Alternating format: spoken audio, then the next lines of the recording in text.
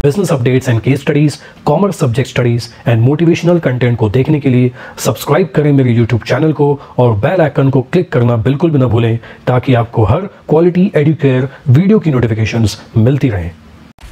तो एक बार फिर से अपने सभी दोस्तों का, व्यूवर्स का तहे दिल से, शिद्दत से स्वागत करता हूं और शुरू करते हैं आज की वीडियो जो सेक्रेटरियल प्रैक्टिस के सेकंड लेसन का सेकंड पार्ट है। और अगर आपने इसी लेसन का यानी सेक्रेटरियल प्रैक्टिस के सेकंड लेसन का फर्स्ट पार्ट नहीं देखा है तो उसे ज़रूर देखें, क्योंकि स्टेप बाय स्टेप वीडियो देखने से कंसेप्ट ज़्यादा क्लियर होंगे। क्योंकि सक्सेस का पीछा तो कई लोग करते हैं, पर हासिल करने के लिए सिर्फ पीछा नहीं करना पड़ता, बहुत सारी तैयारियां भी करनी पड़ती हैं। और अगर इस बात को समझना है तो इस वीडियो को पूरा देखें और एंड में यानी अंत में इसी थॉट से रिलेटेड मैं एक एग्जांपल आपको ज़रूर दिखाऊंगा, प्रेजेंट करूंगा। तो चलिए शुरू करते हैं सोर्सेज ऑफ कॉर्पोरेट फाइनेंस का सेकंड पार्ट, बेसिक कंसेप्ट का सेकंड पार्ट। बेसिक कंसेप्ट का जो सेकंड पार्ट है वो है सोर्सेस ऑफ फाइनेंस, जिसे आप टाइप्स ऑफ कैपिटल भी कह सकते हैं। इसके अंतर्गत दो इंपॉर्टेंट कैपिटल आते हैं, एक है ओन कैपिटल एंड सेकंड है बोरोड कैपिटल। तो ओन कैपिटल के अंतर्गत 3 इंपॉर्टेंट सोर्सेस हैं, एक है equity shares, second preference shares and the third one is retained earnings. And borrowed capital के अंतर्गत 7 टाइप्स आते हैं, सब टाइप्स आते हैं। एक है debentures, second public deposit, third bonds, fourth ADR and GDR, fifth banks, sixth financial institution and the last one trade credit. तो आइए सबसे पहले शुरू करते हैं ओन कैपिटल से। ओनर्स द्वारा बिजनेस में कंट्रीब्यूट किया गया कैपिटल उसे ओन कैपिटल कहते हैं। इक्विटी शेयर्स, प्रेफरेंस शेयर्स को इशू करके यानी कंपनी की ओनरशिप देकर जो पब्लिक से अमाउंट रेज किया जाता है उसे भी ओन कैपिटल कहते हैं। शेयर्स जो परचेस करते हैं उन्हें शेयर होल्डर्स कहा जाता है।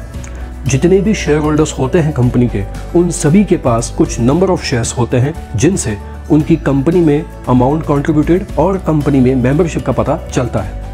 शेयर होल्डर्स जो इन्वेस्टमेंट करते हैं यानी जो कैपिटल उन्होंने कंट्रीब्यूट किया है, कंपनी उस इन्वेस्टमेंट पर डिविडेंड देती है जिसे हम रिटर्न्स ऑन इन्वेस्टमेंट भी कहते हैं। डिविडेंड एक तरह का प्रॉफिट ही है जो कंपनी के प्रॉफिट में से दिया जाता है, क्योंकि शेयर होल्डर्स भी कंपनी के ओनर्स हैं।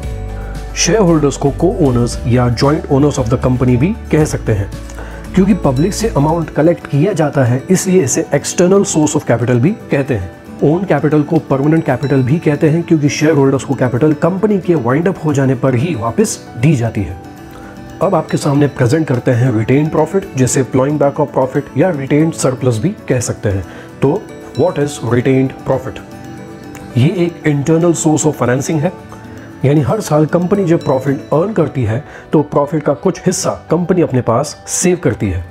कंपनी इस प्रॉफिट को 2 हिस्सों में बांट देती है, जैसे कि एक होता है डिस्ट्रीब्यूटेबल प्रॉफिट और एक होता है अनडिस्ट्रीब्यूटेबल प्रॉफिट, जिसे हम रिटेन्ड अर्निंग कहते हैं। डिस्ट्रीब्यूटेबल प्रॉफिट वो होता है जो कंपनी इक्विटी और प्रेफरेंस शेयर होल्डर्स को डिविडेंड देने में इस्तेमाल करती है। इसमें इंटरिम डिविडेंड भी शामिल है और ये इंटरिम डिविडेंड फुल डिटेल में किसी और पर्टिकुलर वीडियो में ज़रूर कवर किया जाएगा।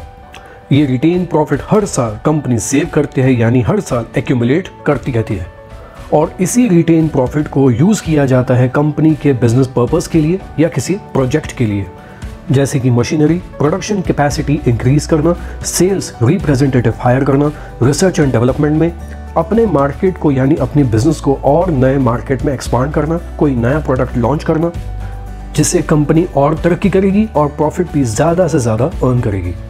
अगर कंपनी के शेयर प्राइस यानी स्टॉक मार्केट में बढ़ रहे हैं यानी रेज हो रहे हैं तो इससे ये पता चलता है कि कंपनी कितने सही तरीके से अपने रिटेन प्रॉफिट का इस्तेमाल कर रही है। और अब हमारा लास्ट टॉपिक है बोरोड कैपिटल। जो कंपनी फंड कलेक्ट करती है डिबेंचर्स इशू करने के हिसाब से, पब्लिक से डिपॉजिट एक्सेप्ट करने के हिसाब से या बैंक्स या फाइनेंशियल इंस्टीट्यूशन से पैसा बोरो किया हो, उसे हम बोरोड कैपिटल कहते हैं। और जिस किसी भी व्यक्ति से या किसी ऑर्गेनाइजेशन से या किसी इंस्टीट्यूशन से जो मनी बोरो किया जाता है उन्हें हम क्रेडिटर्स कहते हैं। क्रेडिटर्स को उनके इन्वेस्टमेंट पे रिटर्न दिया जाता है इंटरेस्ट, जो पूरी तरह से फिक्स्ड रेट होता है। ओन कैपिटल के अंतर्गत स्पेशली इक्विटी शेयर होल्डर्स को वोटिंग राइट्स होती हैं, क्योंकि वो कंपनी के ओनर्स हैं। इसका मतलब होता है कि कंपनी के कई इंपॉर्टेंट डिसीजंस में इक्विटी शेयर होल्डर्स की रजामंदी भी शामिल है। इक्विटी शेयर होल्डर्स अपनी वोटिंग राइट्स का इस्तेमाल करके कंपनी के डिसीजंस को अप्रूवल दे भी सकते हैं और नहीं भी दे सकते हैं। लेकिन बोरोड कैपिटल में क्रेडिटर्स को कंपनी के मैनेजमेंट में या एडमिनिस्ट्रेशन में इंटरफेयर करने का कोई हक नहीं होता, इसलिए उनके पास वोटिंग राइट्स नहीं होते हैं। और लास्ट है बोरोड कैपिटल परमानेंट कैपिटल नहीं होते हैं, यानी कुछ समय के बाद सभी क्रेडिटर्स को विद रेट ऑफ इंटरेस्ट सारा पैसा वापस कर दिया जाता है। तो ये था सोर्स ऑफ फाइनेंस के दोनों part, own capital and borrowed capital. Basic important points आपके सामने प्रेजेंट किए गए हैं और दोनों कैपिटल के डिफरेंस को समझने के लिए आप सभी के सामने own capital and borrowed capital का डिफरेंस बिटवीन भी प्रेजेंट करते हैं।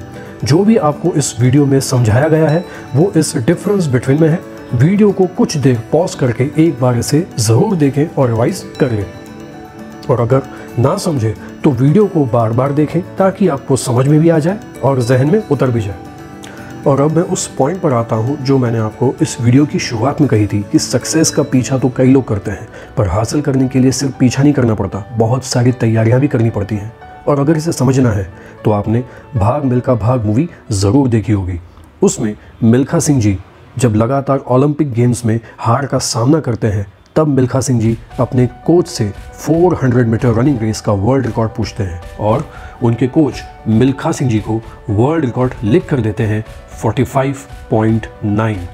और फिर आप सभी को ये पता ही है कि किस तरह से मिल्खा सिंह जी ने तैयारी की और वर्ल्ड रिकॉर्ड को ब्रेक भी किया और खुद की भी कई सारे रिकॉर्ड कायम भी किए थे। तैयारी करना बहुत ज़्यादा ज़रूरी है, because your focus needs more clear focus and your clear focus needs clear goals. और आखिर में एक ही बात कहूँगा, choice is yours, because your choice, your decision decides your destiny.